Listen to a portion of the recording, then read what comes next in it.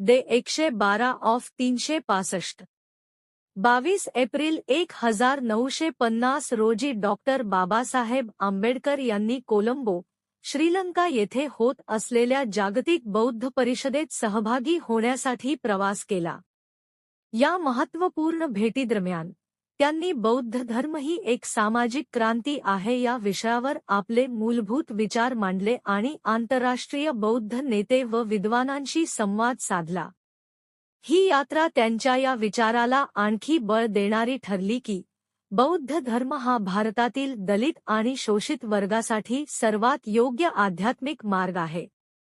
याचाच परिणाम म्हणून 1956 मध्ये त्यांनी लाखो अनुयायांसह बौद्ध धर्म स्वीकारण्याचा ऐतिहासिक निर्णय घेतला.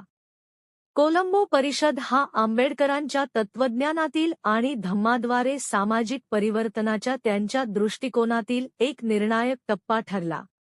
अशा अधिक कंटेंटसाठी कृपया लाईक, फॉलो आणि शेअर करा.